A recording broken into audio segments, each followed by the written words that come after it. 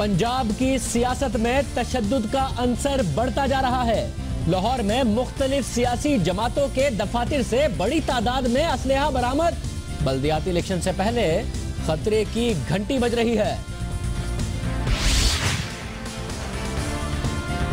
वजीर कानून पंजाब राना सनाउल्लाह पर कत्ल का एक और संगीन इल्जाम लग गया। तशद्दुद की बात जब भी हो नाम राना सनाउल्लाह का ही आता है। पार्टी से बाहर और पार्टी के अंदर इल्जामात लगते रहते हैं। नून लीग के लिए लम्हा फिक्रिया है।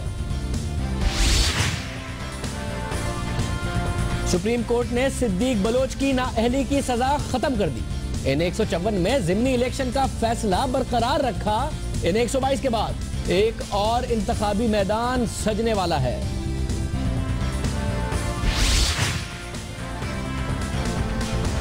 चार अहम तरीन वफाकी वुज़रा की कारकर्दगी से अवाम ज्यादा मुतमईन नहीं। खैबर पख्तूनख्वा के अवाम परवेज खटक की हुकूमत से सबसे ज्यादा खुश है। पिलडात के ताजा तरीन सर्वे ने हैरान कुन हकाइक जारी कर दिए। तौहीन मजहब के कानून में इस्लाह की बात करना तौहीन मजहब नहीं है। सुप्रीम कोर्ट ने सलमान तासीर कत्ल केस का तफसीली फैसला जारी कर दिया।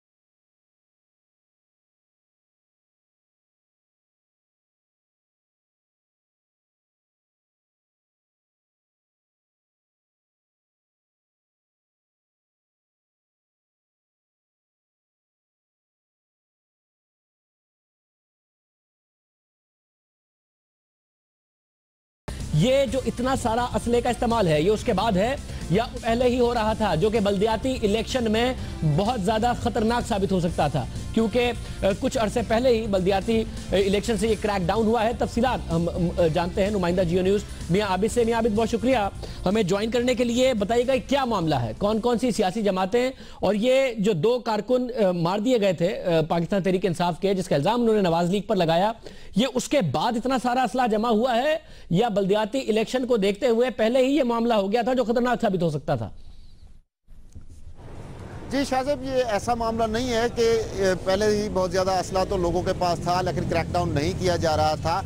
2 रोज़ पहले जो 2 तहरीक इंसाफ के कारकुन जिनके बारे में कहा जा रहा है कि वो कत्ल हुए और नून लीग पर इल्ज़ाम लगाया गया, तो उसमें नून लीग का कोई ऐसा किरदार नहीं था।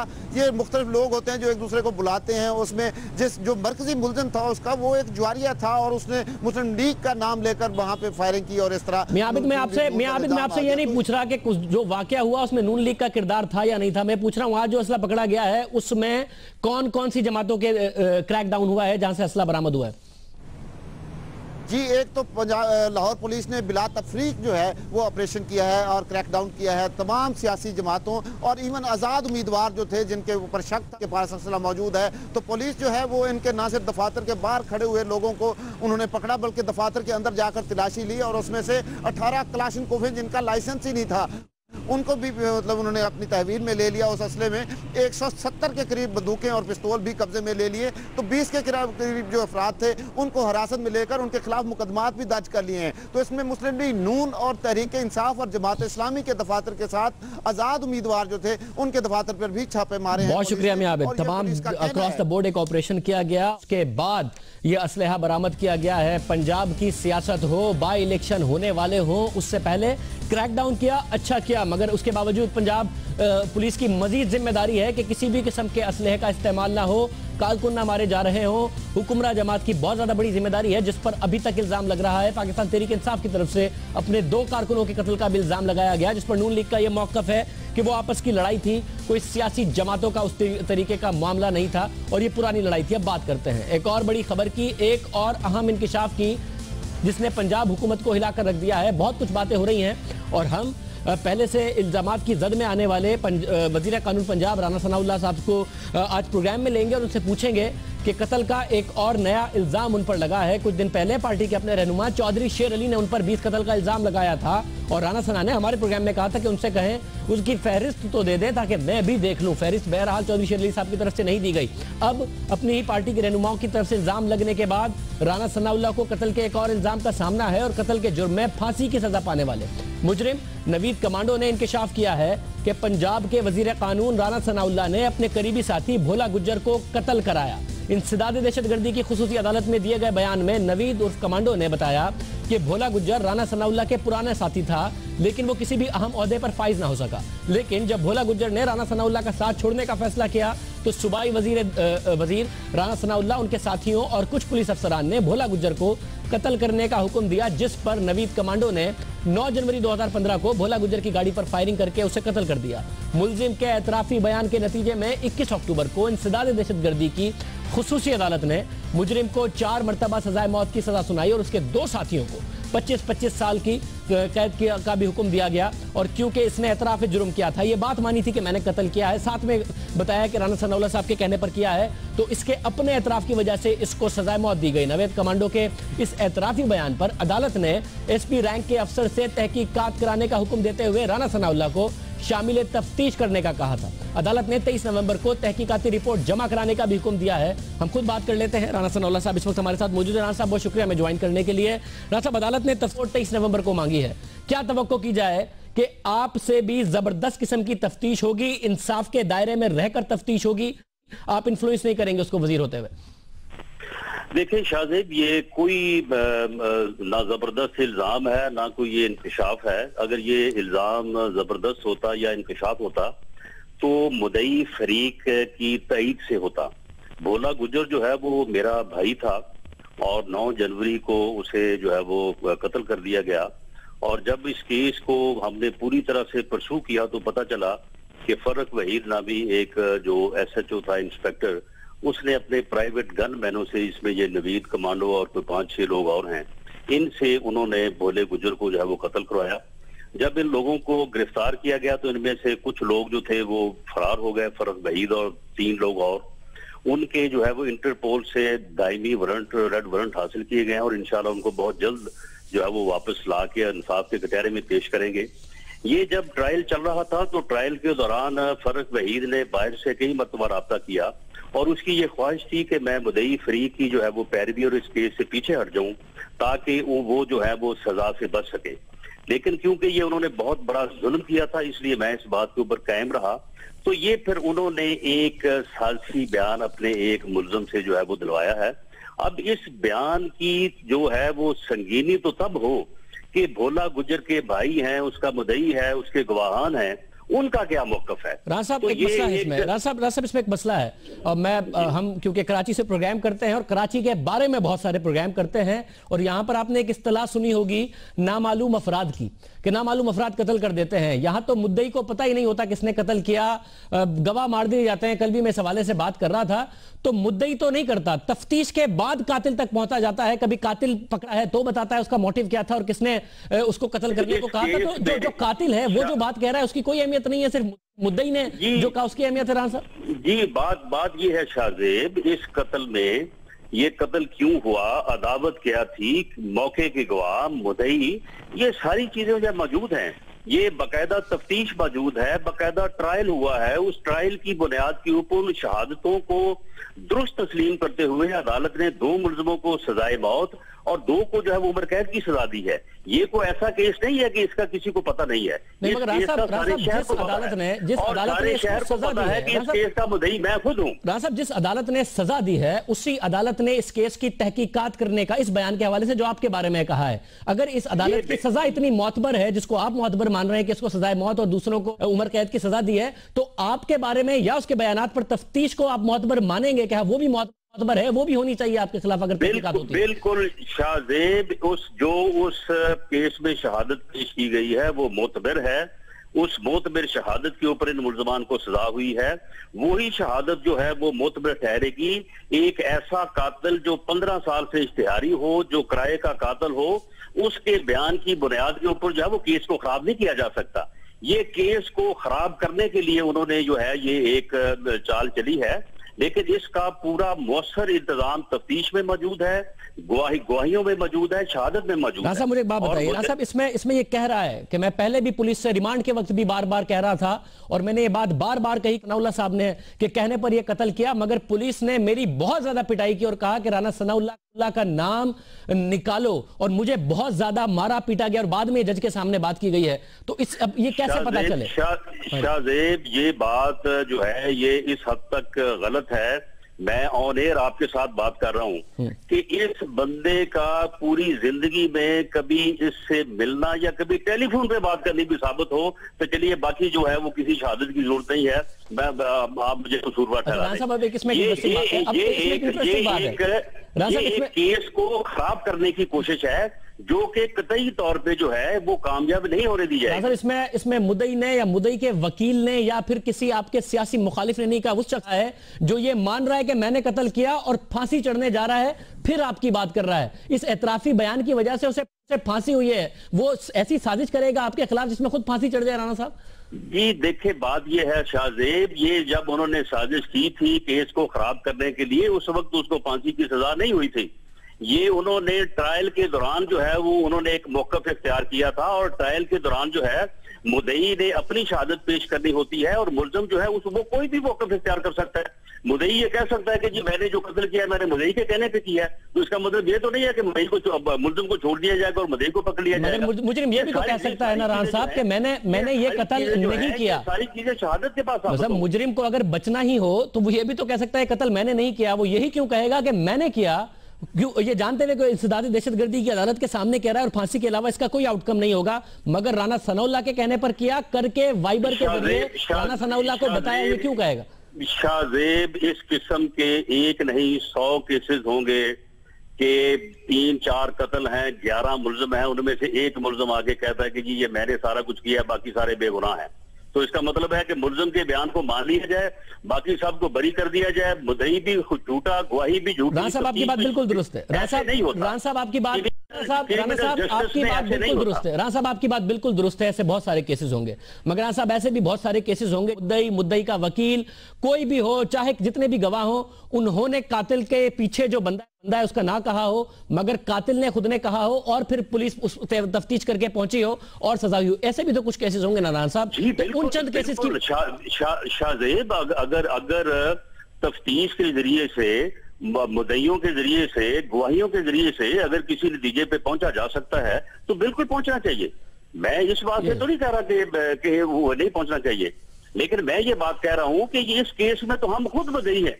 इन मुल्ज़िमों को पकड़ने वाले, इनको ट्रेस करने वाले, इनका ट्रायल करने वाले, इनको बाहर से लाने वाले, ये कराची में छुपे हुए थे और कराची में ये एक मरतबा आरिफ अलवी साहब के दफ्तर भी गए थे कि जी हमसे प्रेस कॉन्फ्रेंस करवा दो।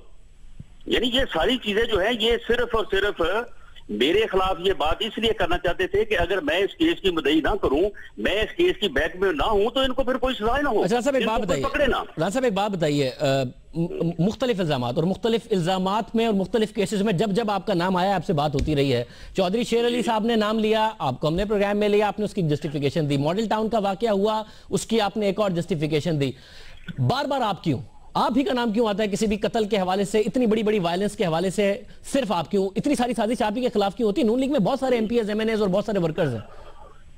नहीं, बात ये है कि जब ये पीटीआई का जो केस हुआ था, पीटीआई में जो पीटीआई का वर्कर जो है वो कत्ल हुआ, और उसके इन्होंने कहा कि वो मेरा गनमैन है। वो कातिल जो है जिसकी मीडिया ने तस्वीर कैप्चर की थी, उसको पुलिस ने पकड़ लिया। और ना वो मेरे हल्के का, ना मुस्लिम लीग नून का वर्कर है, ना वो मेरा गनमैन है। इसके बावजूद वो जो है वो इल्जाम से पीछे नहीं हटते। इन्होंने तफ्तीश में मुझे मैंने अपनी बेगुनाही साबित की। उसके बाद अदालत ने उस तफ्तीश की बुनियाद के ऊपर मुझे बरी किया, फिर भी वो तस्लीम नहीं करते। अब मौलाना ताहिरुल कादरी साहब का हम क्या इलाज करें? कादरी साहब को खुद हर चीज का पता है, नून लीग के अंदर आपके पास दोनों चीजों का रिकॉर्ड है। आप पर सबसे ज्यादा कत्ल के इल्जाम भी लगे हैं और आप सबसे ज्यादा इल्जाम में बरी भी हुए, दोनों चीजों का रिकॉर्ड है आप ही के पास है। आप बड़ी यूनिक पर्सनैलिटी है इस हवाले से। मगर मुझे एक बात बता दें, अब जब अदालत ने कह दिया राना साहब आप या शहबाज शरीफ साहब, आप खुद बड़े ताकतवर, शहबाज शरीफ साहब के पसंदीदा हैं इसलिए और ताकतवर, तो आप इन्फ्लुएंस तो नहीं करेंगे सारी के सारे तहकीकाती अमल को जिसका अदालत ने हुक्म दिया है? मैं आपको एक और बात बता दूं, सब लोग सुन रहे हैं, मियां शहबाज शरीफ वो एडमिनिस्ट्रेटर है कि राना सनाउल्लाह तो उसका एक वर्कर है, साथी है। उसका अपना बेटा भी अगर किसी मामले में कसूरवार हुआ तो उसे भी माफी नहीं मिलेगी। तो राना साहब आप ये कह रहे हैं कि ये जिस तरीके से अदालत ने कहा है इसको कोई इन्फ्लुएंस नहीं करेगा और नजर आएगा, इंसाफ ना सिर्फ होगा, होता हुआ नजर आएगा, चाहे वो आपके खिलाफ तहकीकात। मैं कहता हूं कि ये पीटीआई के केस में भी इंसाफ होता हुआ नजर आया, मॉडल टाउन के केस में इंसाफ होता हुआ नजर आया। और जब इनको नजर ना आए, अच्छा राना साहब, वैसे ये इंटरेस्टिंग है, फैसलाबाद के केस में आप मुद्दई की बार बार एग्जांपल दे रहे हैं, मॉडल टाउन में मुद्दई कह रहा है कि उसे इंसाफ होता हुआ नजर नहीं आ रहा, वहां पर मुद्दई की नहीं सुन रहे। देखिए बात ये है कि मॉडल टाउन के केस में मैंने मुद्दई से कहा है आप खाना दुरूद में बैठ जाएं या खाना खुदा में बैठ जाएं, कुरान पाक सामने रखे, आप अपना इल्जाम दोहरा दें या हम अपनी बेगुनाही दोहरा देते हैं, फैसला अल्लाह ताला की जात करेगी। आए मैदान में। बहुत शुक्रिया राना साहब, बहुत शुक्रिया राना साहब। राना साहब हमारे साथ मौजूद थे इस अहम केस की और कह रहे थे कि उनके खिलाफ साजिश हुई है, हर किस्म की तहकीकात होगी और उसको इन्फ्लुएंस नहीं किया जाएगा, ना वो करेंगे ना शहबाज शरीफ साहब की पंजाब हुकूमत करेगी।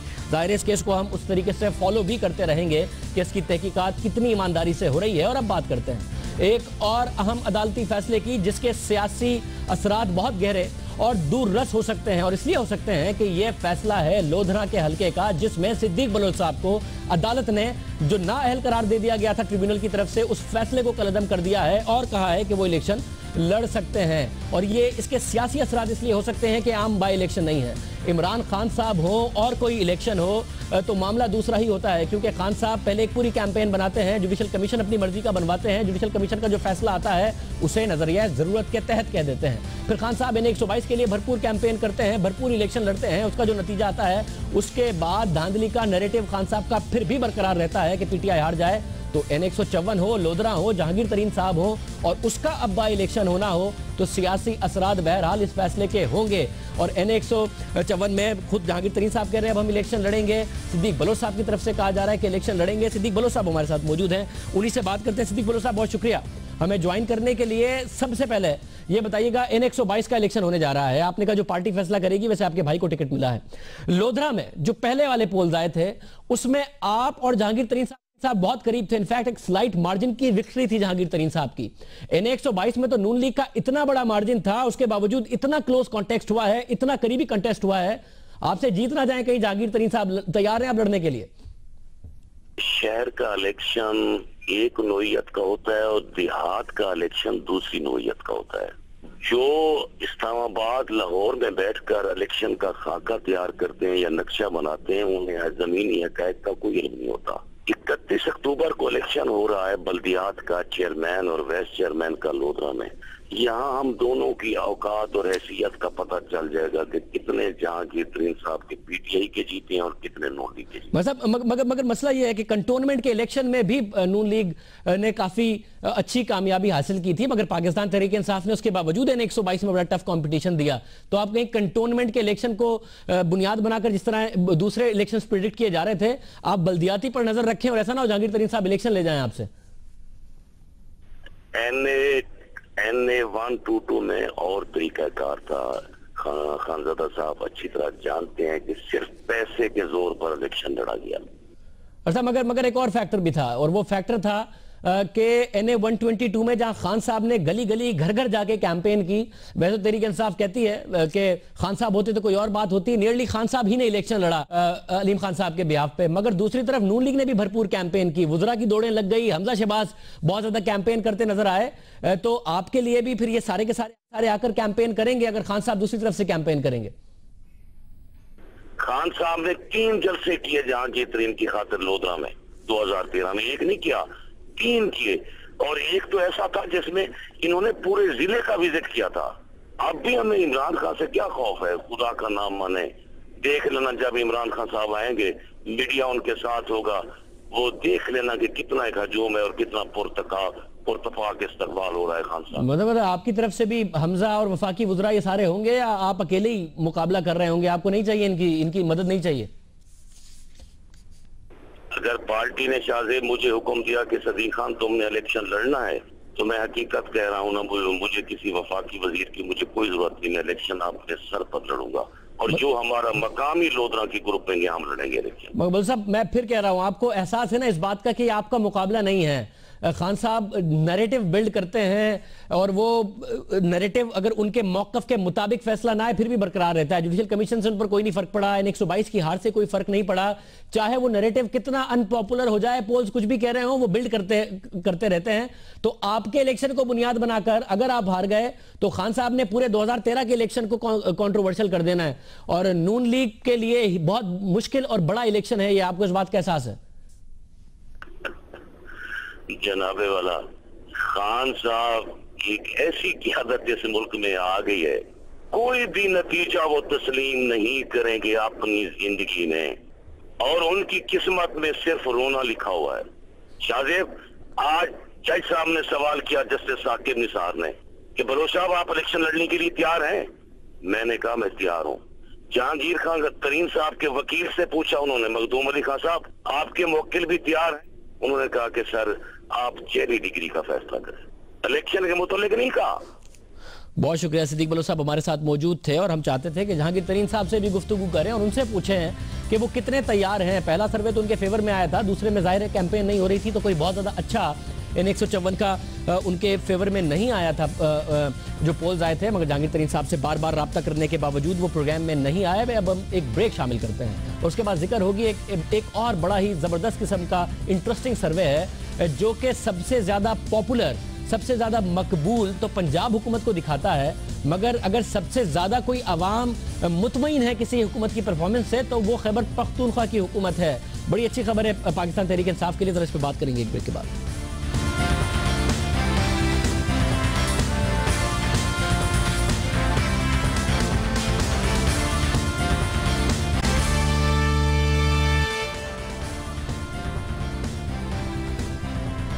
दोबारा खुश आमदीद नाज़रीन। पिलडैत की जानिब से कौमी रहनुमाओं और हुकूमतों की कारकर्दगी से मुताल्लिक सर्वे का दूसरा हिस्सा कल जारी किया गया और इस सर्वे के मुताबिक चारों सूबों में अवामी राय के मुताबिक खैबर पख्तूनख्वा हुकूमत की कारकर्दगी सबसे बेहतर है।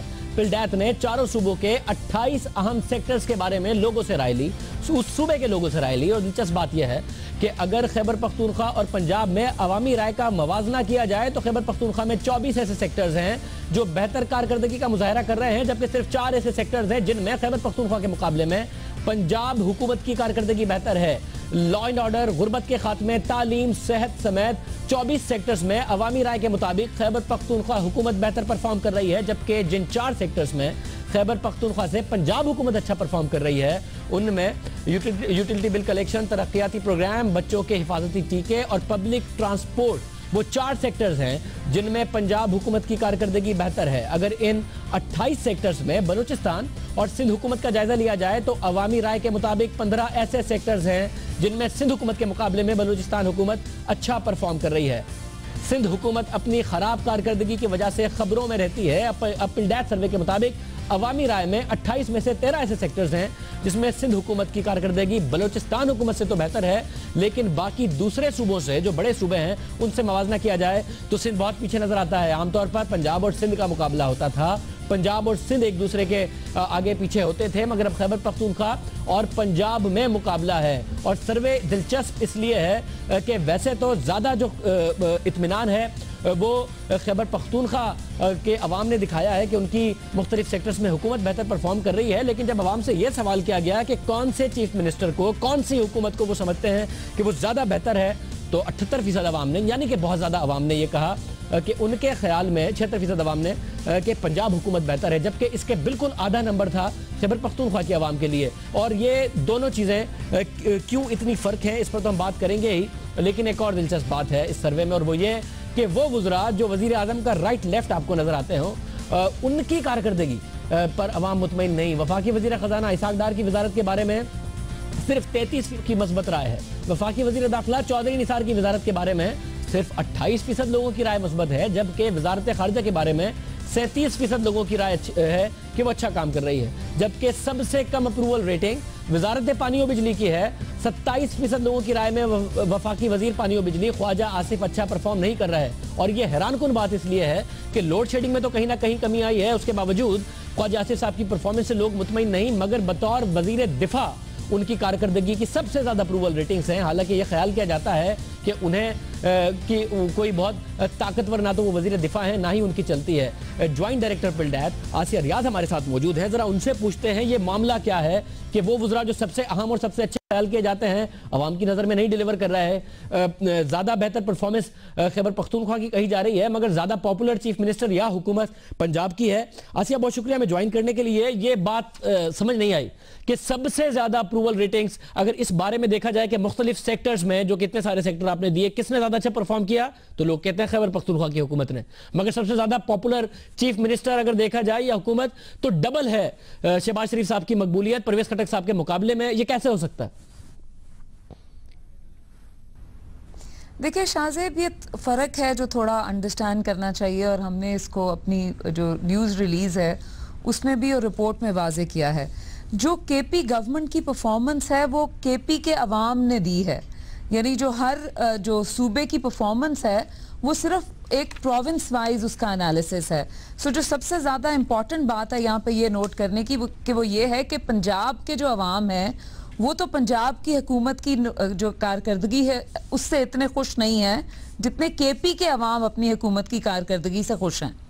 तो ये अंडरस्टैंड करना चाहिए कि ये प्रोविंशियल स्कोर्स हैं। और जो नेशन वाइड जब ये सवाल किया जाता है, जब पूरे पाकिस्तान में ये सवाल किया गया कि कौन सी सूबाई हुकूमत बेहतर परफॉर्म कर रही है, तो मेजॉरिटी ने पंजाब हुकूमत को बेहतर करार दिया है। लेकिन पंजाब के जो अपने लोग हैं वो पंजाब की हुकूमत से इतने खुश नहीं हैं जितने आपको केपी के अवाम अपनी हुकूमत से खुश होते हुए नजर आते हैं। एक और चीज़ मैं आपको इसके साथ साथ क्लियर कर दूं कि केपी ट्रेडिशनली अगर आप परफॉर्मेंस गवर्नेंस की देखें तो वो सेकंड नंबर पे नहीं आता। अगर आप नंबर ऑफ पॉपुलेशन देखें तो सिंध दूसरे नंबर के ऊपर है। तो आइडियली तो ये होना चाहिए था कि सिंध को सेकंड नंबर पे होना चाहिए, सिंध के अवाम भी उसको पसंद करते। मगर आसिया, मुझे साथ में ये बताइएगा, अब ये कैसे हो जो कि ये पब्लिक परसेप्शन है, ये हकीकत को कितना रिफ्लेक्ट करता है? आमतौर पर जो सबसे ज़्यादा तारीफ होती है वो इसहाक़ डार साहब की होती है कि सबसे ज़्यादा काम करते हैं, मईशत को ज़रा ट्रैक पर लेकर आए हैं, कुछ खामियां भी हैं बट ट्रैक पर लेकर आए हैं। चौईसार साहब मियाँ साहब के बड़े अहम वजीर हैं, उनकी तारीफ होती है। वजारत पानी और बिजली पर तनकीद भी होती है, मगर लोड शेडिंग में बहरहाल कमी की है। इनकी को इतनी कम मस्बत राय मिली है अवाम की तरफ से, और वजारत दिफा के तौर पर ख्वाजा आसिफ साहब की इतनी ज़्यादा अच्छी राय आई है, हालांकि ख्याल किया जाता है कि उनकी तो कोई चलती नहीं है। ये कैसे है कि जो हकीकत को रिफ्लेक्ट नहीं करती कि आवाम की राय? देखिए, ये एक तो मैं आपको बता दूं कि सर्वे मेथोडोलॉजी में कोई 95% कॉन्फिडेंस लेवल के साथ हमेशा हुआ होता है कि आपकी जो सैंपल है वो वैसा ही हो जैसे कि पाकिस्तान के अवाम है या कहीं पे भी कि एक रिप्रेजेंटेटिव सैंपल हो, उसके साथ एक 95% कॉन्फिडेंस लेवल है, उसके साथ ये बात की जाती है। अब देखिए, बहुत नुआंस्ड व्यू है लोगों का, अगर आप गौर से देखें तो बहुत इंटरेस्टिंग है। आर्म्ड फोर्सेस को की कारकर्दगी जो है उसको इम्प्रूव किया गया है। जो मिनिस्ट्री ऑफ इंफॉर्मेशन टेक्नोलॉजी है वो सेकंड नंबर पे है, कोई 45% पे। रेलवेज जो है जिसके बारे में बहुत होता है कि शायद उसकी इम्प्रूवमेंट हो रही है परफॉर्मेंस में, वो उसके बाद तीसरे नंबर के ऊपर है। इसी तरह आप देखिए इदारों में देखें तो नैब की जो परफॉर्मेंस है उसको पब्लिक अप्रूवल रिलेटिवली कम मिली है। मगर एक तो ये फर्क हो गया, दूसरा मसला ये है कि ये जो पब्लिक परसेप्शन है, ये क्या मकबूलियत और हुक्मरान वो किसको देखना चाहते हैं, इसमें भी बदल जाता है। मकबूल शायद कोई और हो, मगर हुकूमत चलाने के लिए, मुल्क चलाने के लिए वो ट्रस्ट किसी और पर करते हो। ये क्या मामलात बदल जाते हैं जब वोट देने की बारी आती है, पसंद कोई और हो, वोट किसी और को जाए क्योंकि हुक्मरान किसी और को देखना चाहते हो। इसको आप इस तरीके से भी देखिए शाहजेब, और हमने उसको एक्सप्लेन करने की कोशिश की है कि जब आप देखते हैं कि और हमारा जो डेमोक्रेसी का जो पार्ट हमने पहले रिलीज किया था, उसमें जो लीडर्स हैं, नवाज शरीफ हैं, इमरान खान है, उनकी पर्सनल जो पॉपुलैरिटी है, ये जो ट्रस्ट इन लीडर्स का सवाल था, उसके साथ अगर आप कंपेयर करें जो उनकी परफॉर्मेंस है गवर्नमेंट्स की, तो बड़ी डिफरेंट नजर आती है। इसको कुछ इस तरीके से आप देख सकते हैं कि वाइल अगर आप ट्रस्ट का सवाल पूछें लोगों से, तो वो ट्रस्ट के बारे में तो ये कहते हैं कि उनको नवाज शरीफ पे एतमाद है, रिलेटिवली कम लोगों ने ये कहा कि उनको इमरान खान के ऊपर एतमाद है, लेकिन परफॉर्मेंस के मामले में उन्होंने ये डिस्टिंक्शन की कि परफॉर्मेंस उनकी गवर्नमेंट्स की बेहतर है। यानी ये ट्रस्ट है। और ये सवाल भी था कि अगर आप हुकूमत के बारे में ये देखें, फेडरल गवर्नमेंट के फ्यूचर में इन मसाइल को कैसे हल कर पाएगी, तो भी एक मेजॉरिटी ने कहा कि वो हल कर पाएगी। सो ये बहुत इंपॉर्टेंट कंसिडरेशंस हैं जो सियासी जमातों को और गवर्नमेंट्स को सोचनी चाहिए कि जहां पे फेडरल गवर्नमेंट को के लीडर्स को तो अच्छी पॉपुलैरिटी और अच्छा ट्रस्ट मिल रहा है, लेकिन उनकी परफॉर्मेंस को अवाम बहुत इवैल्यूएट कर रही है। बहुत शुक्रिया आसिया। फाइनली एक अच्छी खबर पाकिस्तान तहरीक इंसाफ की खैबर पख्तूनख्वा हुकूमत के लिए कि वहां के अवाम खैबर पख्तूनख्वा के समझते हैं कि उनकी हुकूमत मुख्तलिफ जो सेक्टर्स हैं उसमें बेहतर परफॉर्म कर रही है। इस सर्वे के मुताबिक शहबाज शरीफ साहब के लिए अच्छी खबर कि सबसे पॉपुलर वो चीफ मिनिस्टर हैं जो कि पूरे मुल्क के से जो राय ली गई। और मियाँ साहब के लिए अच्छी खबर, मियाँ नवाज शरीफ साहब के लिए, कि अवाम को लगता है कि वो बेहतर अंदाज में इन मसाइल से निमट सकते हैं। मुल्क को चलाने के लिए जो ट्रस्ट है अवाम का, सबसे ज़्यादा ट्रस्ट उन पर है। प्रोग्राम में एक ब्रेक लेते हैं, दो अहम खबरें हैं और बहुत अहम खबरें, उस पर बात करेंगे एक ब्रेक के बाद।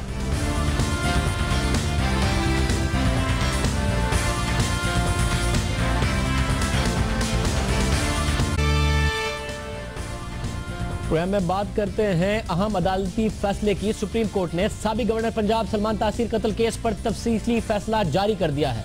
39 सफ़हात पर मुश्तमिल फैसले में कहा गया है कि तौहीन मजहब के कानून पाकिस्तान पिनल कोड की दफा 295C में इस्लाह का मुतालबा करना कोई गलती नहीं है। अदालत उज़्मा के फैसले में मजीद कहा गया है, और जरा गौर से सुनिएगा क्या कहा गया है, कि इस बात को समझना चाहिए कि इसका मकसद नामजद फर्द के खिलाफ इस कानून के गलत इस्तेमाल से रोकना है। फैसले में मजीद कहा गया है कि तौहीन मजहब का इर्तिकाब गैर अखलाकी और काबिल नफरत है, ताहम तौहीन मजहब का झूठा इल्ज़ाम लगाना भी बराबर का जुर्म है। पाकिस्तान में मुसलसल बहस होती रही है और बहुत ज़्यादा बहस होती रही है कि जितना बड़ा जुर्म यह है कि कोई तौहीन रिसालत करे, तौहीन मजहब करे, बहुत बड़ा जुर्म है, बहुत काबिल मजम्मत जुर्म है और उस पर सज़ा मिलनी चाहिए। मगर अगर कोई अपने फ़ायदे के लिए किसी पर यह झूठा इल्ज़ाम लगा दे कि इस शख्स ने तौहीन मजहब की, तौहीन रिसालत की, ये झूठा इल्ज़ाम लगाने वाले को भी सज़ा होनी चाहिए। तो अदालत ने इस पर भी फैसला दिया है कि अगर इस्लाम तौहीन मजहब करने वालों के हवाले से बहुत सख्त है, तो साथ ही साथ झूठे इल्ज़ामात लगाने वालों को भी मुजरिम करार देता है। सुप्रीम कोर्ट के इस अहम और तारीखी फैसले के मुआशरे पर क्या असरात मुरतब होंगे, क्या मुआशरे में अदम बर्दाश्त और तौहीन मजहब के कानून के गलत इस्तेमाल को रोकने में मदद मिलेगी, और हुकूमत इस फैसले को किसी तरह मुआशरे में नाफिज करने की कोशिश करेगी या कर सकती है, सब पर बात करते हैं। मारूफ माहिर कानून सलमान अकरम राजा साहब हमारे साथ मौजूद है। सलमान अकरम राजा साहब, बहुत शुक्रिया हमें ज्वाइन करने के लिए। आप समझते हैं कि इस फैसले से, क्योंकि एक बहुत बड़ी डिबेट रही है पाकिस्तान में कि इसका एक तो जो तौहीन मजहब करे उसे तो सजा मिलनी चाहिए, पकड़ा जाना चाहिए, मगर कोई अपने जाती मफाद के लिए, जाती गुस्से के लिए, किसी भी काम के लिए इसका गलत इस्तेमाल करे तो उसको भी शदीद मजम्मत की है आज सुप्रीम कोर्ट ने। कितना अहम फैसला समझते हैं आप मुआशरे के लिए? देखिए, फैसला यकीनन अहम है और ये बात याद रहे कि जिस दौर से हम गुजरे हैं वो एक इंतहाई खौफ का और ज़ुबान बंदी का दौर था। 2010-11 में ये हालात थे कि अगर कोई मेंबर पार्लियामेंट नेशनल असेंबली में बिल मूव करता था कि तरमीम की जाए, ज़ाब्ते के हवाले से एहानत के कानून में मुकदमा दायर करने के तरीक़ाकार को तब्दील किया जाए, तो उसके खिलाफ भी पिटिशनें दायर हो जाती थी अदालतों में कि ये खुद एहानत का मुर्तकब हुआ है ये MNA। लिहाजा उस माहौल से आज तक जहां हम आ गए हैं, यकीनन माशरे में जो इस हवाले से गुफ्तगू है उसको बढ़ावा मिला है। हम सोचने पर मजबूर हैं कि क्या इंसान के बनाए हुए कवानीन खा उनका मंशा खुदाई अहकामात को अमली जामा पहनाना हो, उनमें बहरहाल ज़ाब्ते के हवाले से इम्प्रूवमेंट की जा सकती है, बेहतरी लाई जा सकती है, और इस हवाले से गुफ्तगू ज़रूरी है। और ये फ़ैसला अहम है, लेकिन ये अहम तर तब होगा अगर मीडिया के ज़रिए, आपके ज़रिए, प्रिंट के ज़रिए इसके मतन को और इसकी जो एक रूह है इसको आवाम में फैलाया जाए और लोग इस बात को माने कि गुफ्तगू करना कोई जुर्म नहीं है, तजवीज़ देना कोई जुर्म नहीं है। हम आखिर महज़ब माशरे में हैं, एक दूसरे के साथ हम बात कर सकते हैं, एक दूसरे की बात को सुन सकते हैं। किसी को मारना, उसको मलून करार देना ज़रूरी नहीं है। अच्छा साहब, क्योंकि हुकूमतें प्रेशर में आ जाती थी, बाकायदा तौर पर प्रोटेस्ट शुरू हो जाते थे अगर कोई इस कानून में तब्दीली की बात भी कर दे, जैसे आपने कहा कि एमएनएस के लिए बड़ा मुश्किल हो जाता था। आप समझते हैं कि हुकूमत की जिम्मेदारी भी बनती है और हुकूमत के लिए निस्बतन आसान है कि इस कानून के गलत इस्तेमाल को, जाहिर है इससे ज्यादा काबिल मजम्मत क्या बात होगी कि मजहब का, खुदा का, उसके रसूल का गलत इस्तेमाल करके लोग अपने जाती फायदे के लिए उसे इस्तेमाल करें और लोगों पर इल्जाम लगाएं। हुकूमत की पोजीशन जरा बेहतर है कि अब इसमें तरमीम कर सके। लेकिन जो एक गुफ्तगू का माहौल है उसमें तो शायद बेहतरी आए, और हुकूमत को भी हौसला रखना चाहिए। हुकूमत का काम माशरे को लीड करना भी होता है, माशरे को समत दिखाना भी होता है, सिर्फ माशरे के पीछे चलना नहीं होता। लिहाजा अब सुप्रीम कोर्ट ने एक राह दिखाई है, एक दिलेराना बात की है, तो हम सबका फ़र्ज़ है कि इस गुफ्तगू को आगे बढ़ाएं। बहुत शुक्रिया। सलमान अकरम राजा साहब हमारे साथ मौजूद थे, कहते हैं फ़र्ज़ है कि इस मामले को अब आगे बढ़ाएं। प्रोग्राम में एक ब्रेक शामिल करते हैं, उसके बाद एक मामला जो हमने अपने प्रोग्राम में उठाया उस हवाले से खबर है और अच्छी खबर नहीं है, आपको बताएंगे एक ब्रेक के बाद।